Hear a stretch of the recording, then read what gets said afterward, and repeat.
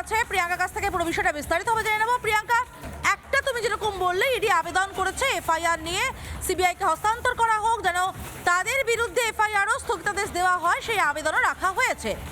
এবার অর্থাৎ পরে তুমি যে বলছিলে যে আরও কিছু ইডি আধিকারিক, আরও 2 ইডি আধিকারিক সুপ্রিম কোর্টের দ্বারস্থ হয়েছে, তারা মূলত কোন কোন বিষয়গুলো তুলে ধরেছে তাদের আবেদনে?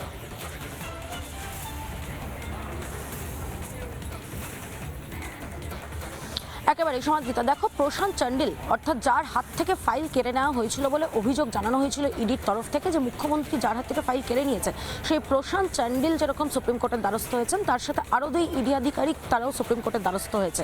তাদেরও স্পষ্ট দাবি যেই এফআইআর তাদের বিরুদ্ধে করা হয়েছে সেই এফআইআর স্টে দেওয়া হোক, এফআইআর সেই 4টি এফআইআর সিবিআইকে হস্তান্তর করা হোক, এবং পাশাপাশি তাদের বিরুদ্ধে যাতে আর কোনো রকম এই ঘটনায় এফআইআর কোথাও না হয় সেই নির্দেশ দিক সুপ্রিম কোর্ট।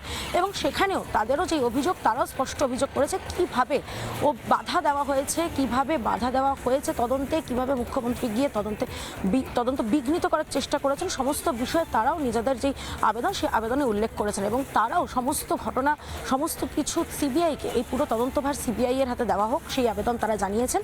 এবং আরও অত্যন্ত গুরুত্বপূর্ণ বিষয়, তাদের স্পষ্ট বক্তব্য যে তারা গেছিলেন কয়লা কেলেঙ্কারির তদন্ত করতে, এবং সেখানে মুখ্যমন্ত্রীর চলে আসা এবং পরবর্তীকালে মুখ্যমন্ত্রীর তদন্তে বাধা দান, এবং সেই মর্মেই অভিযোগ করা হয়েছে শীর্ষ আদালতে। সমাদৃতা, আমাদের সঙ্গে এই মুহূর্তে টেলিফোনে রয়েছেন কেন্দ্রীয় প্রতিনিধি, কেন্দ্রীয় মন্ত্রী রয়েছেন আমাদের সঙ্গে, সুকান্ত মজুমদার। চলে যাবো সুকান্ত বাবুর কাছে। সুকান্ত বাবু, প্রথমে আপনার কাছে জানতে চাইবো যে বারবার ইডি আধিকারিকরা যে আবেদন করছেন, ইডি আধিকারিকরা বারবার বলছেন তাদের কাজে বাধা দেওয়া হয়েছে, অথচ ইডি আধিকারিকদের বিরুদ্ধে আমরা আমাদের রাজ্যে সক্রিয়তা দেখতে পাচ্ছি। বারবার আমরা দেখতে পাচ্ছি যে আজকেও প্রতীক জৈনের আবাসিকদের কাছে নোটিশ পাঠানো হচ্ছে, তাদেরকে ডেকে পাঠানো হচ্ছে। এটা কি যেন তেন প্রকারেণ এই কয়লা পাচারের টাকা কোথায় যাচ্ছে কোনো রকমভাবে কান টানতে যাতে মাথা বেরিয়ে না পড়ে সেই কার চেষ্টা করা হচ্ছে? দেখুন, সেদিন যে দৃশ্য ভারতবর্ষের মানুষ, আমরা সহ আর কি, দেখেছেন যে একজন যার বাড়িতে তল্লাশি হচ্ছে তাকে বাঁচানোর জন্য মমতা বন্দ্যোপাধ্যায়ের এই যে ফাইল চুরি করা, ফাইল নিয়ে দৌড়ে পালানো, এটা দেখিয়ে দিয়েছে যে মমতা বন্দ্যোপাধ্যায় এবং তার পরিবারের লোকজন এই কয়লা চুরির সাথে যুক্ত, এবং সেটাকে রাজনৈতিক রং দেওয়ার জন্য মমতা বন্দ্যোপাধ্যায় চেষ্টা করছে। ইডি কেন গেছে, সুপ্রিম কোর্টে গেছে, সে বিষয়ে ইডি বলতে পারবো, ওটা তো আমরা বলতে পারবো না। তবে রাজনীতির ছাত্র হিসেবে এটা বলতে পারি যে যেভাবে মমতা বন্দ্যোপাধ্যায় ভারতবর্ষের ইডির মতো একটি সংস্থা, যে সংস্থা ভারতবর্ষের লোকসভা দ্বারা এম্পাওয়ার্ড, সংবিধান দ্বারা এম্পাওয়ার্ড, লোকসভা দ্বারা তৈরি করা, অ্যাক্ট বানিয়ে তৈরি করা হয়েছে, সেই সংস্থার বিরুদ্ধে লড়াই করা মানে কিন্তু পক্ষান্তরে মমতা বন্দ্যোপাধ্যায় ভারত সরকারের বিরুদ্ধে লড়াই করছেন, এবং এটা ভারতের ফেডারেল স্ট্রাকচারকে একটা বড় ধাক্কা দেওয়ার চেষ্টা। এবং যারা করছেন, আমার মনে হয় এটা ভারতবর্ষের বিরোধিতা করা হচ্ছে, এবং মমতা বন্দ্যোপাধ্যায় নিজের পরিবারকে বাঁচানোর জন্য অন্য অনেক মানুষকে দিয়ে অপরাধ করিয়ে নিচ্ছেন, শুধুমাত্র নিজের পরিবারের লোককে বাঁচাতে হবে বলে। যেহেতু কয়লা পাচার কাণ্ডে ভাইপোর নাম আসতে পারে, আইপ্যাকের নাম এলেই ভাইপোর নাম চলে আসবে, সেই জন্য মমতা বন্দ্যোপাধ্যায়ের প্রচেষ্টা, এবং সেই জন্য তিনি গলদঘর্ম পরিশ্রম করছেন। অনেক ধন্যবাদ আমাদের সঙ্গে কথা বলার জন্য। আমরা কথা বললাম কেন্দ্রীয় প্রতিমন্ত্রী সুকান্ত মজুমদারের সঙ্গে। আরও একবার আমি প্রিয়াঙ্কা খায় চলে যাবো। প্রিয়াঙ্কা, তুমি সুকান্ত মজুমদারের বক্তব্য শুনলে, এবং ইডির আবেদনে ইডি বারবার বলছে তাদের বিরুদ্ধে এফআইআরটা কেন করা হচ্ছে, তাদের বিরুদ্ধে যেন এফআইআর স্থগিতাদেশ দেওয়া হয়। এবং সবথেকে বড় কথা, বারবার আমরা দেখতে পাচ্ছি এ রাজ্যের পুলিশের পক্ষ থেকেও কিন্তু শতপ্রণোদিত মামলা করা হয়েছে, তদন্তে বাধা দেওয়ার চেষ্টা করা হচ্ছে, এরকম একটা অভিযোগ রাজ্যের প্রধান বিরোধী দল বারবার করছে। আমি আসছি তোমার কাছে প্রিয়াঙ্কা, কিন্তু এই মুহূর্তে আমাদের সঙ্গে আইনজীবী ফিরদৌস শামীম রয়েছেন টেলিফোনে। ফিরদৌস বাবু, খুব স্বাভাবিকভাবেই ইডি গেছে আদালত, তাদের তদন্তে বাধা দেওয়া হচ্ছে এই অভিযোগ নিয়ে। ইডি আরও একটা তাদের আবেদনে উল্লেখ করছে, কি উল্লেখ করছে? বলছে আমাদের বিরুদ্ধেও এফআইআর হচ্ছে, সেটাতে স্থগিতাদেশ দেওয়া হোক। ইডি কেন্দ্র তদন্তকারী সংস্থা, তারা তদন্ত করতে এসেছে, তদন্ত করতে এসে যে ঘটনা আমরা দেখেছি সে তো একেবারে বেনজির, গোটা রাজ্য কেন দেশের ইতিহাসও বেনজির।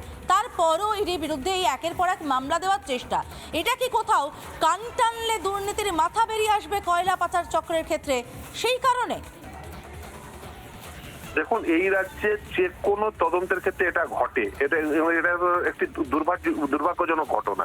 আমি কেন এই কথা বলছি আপনাদের মনে থাকবে, যখন চাকরি দুর্নীতির মামলার তদন্ত করছিল একইভাবে সেই কেন্দ্রীয় তদন্তকারী সংস্থার বিরুদ্ধে যে সমস্ত আধিকারিকরা ছিলেন তাদের বিরুদ্ধে ব্যবস্থা গ্রহণ করছিল, এফআইআর হচ্ছিল, সেই জন্য আদালত নির্দেশ দিয়েছিল, আপনাদের নিশ্চিতভাবে মনে থাকবে, যে চাকরি দুর্নীতির মামলা চলাকালীন যারা সিপিএর সদস্য, যারা এই দুর্নীতি তদন্ত করবেন, তাদের কারোর বিরুদ্ধে কোনো প্রকার আদালতের নির্দেশ ছাড়া ব্যবস্থা গ্রহণ করা যাবে না।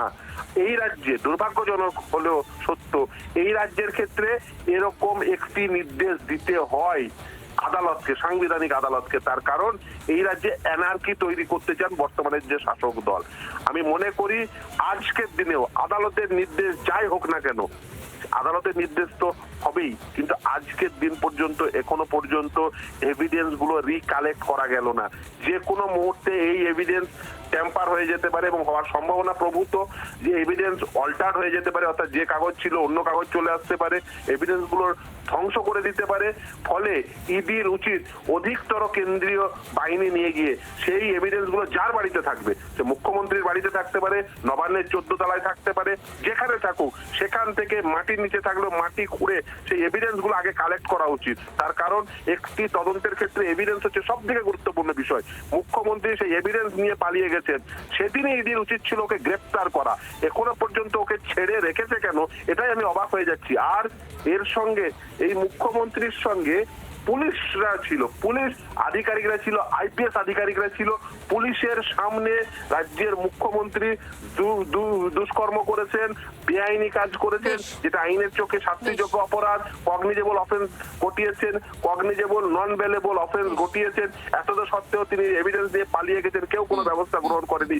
এই সমস্ত পুলিশ আধিকারিকদের বিরুদ্ধে, যে সমস্ত আইপিএস অফিসাররা ওখানে ছিলেন, যতজন পুলিশ আধিকারিক ছিলেন, তাদের আমাদের বিরুদ্ধে সঙ্গে ব্যবস্থা কথা বলার জন্য আমরা কথা বলছিলাম আইনজীবী ফেরদৌস শামীমের সঙ্গে, এবং তিনি যে কথা বলছিলেন যে যেভাবে নথি নিয়ে যাওয়া হয়েছে, সেক্ষেত্রে তো যে কোনো মুহূর্তে সেই নথি নষ্ট করে দেওয়া হতে পারে, অল্টার অর্থাৎ চেঞ্জ বদল করে দেওয়া হতে পারে, এই ভয়ঙ্কর অভিযোগগুলো উঠছে। কিন্তু পুলিশকে দাঁড় করিয়ে, মনোজ বর্মাকে দাঁড় করিয়ে, ডিজি রাজীব কুমারকে দাঁড় করিয়ে, মুখ্য সচিবকে সঙ্গে নিয়ে নথি চুরি হয়েছে। সুতরাং সেই পুলিশ যে সক্রিয়ভাবে পাল্টা কেন্দ্রীয় তদন্তকারী সংস্থাদের বিরুদ্ধেই ময়দানে নামবে, সে বলার অপেক্ষা রাখে না। যেমন প্রত্যেক নানা ধরনের কন্টেন্ট দেখার জন্য লাইক করুন, শেয়ার করুন আমাদের ফেসবুক পেজ, সাবস্ক্রাইব করুন আমাদের ইউটিউব চ্যানেল। পাশাপাশি অন্যান্য ব্রেকিং নিউজের জন্য অবশ্যই চোখ রাখুন রিপাবলিক বাংলায়।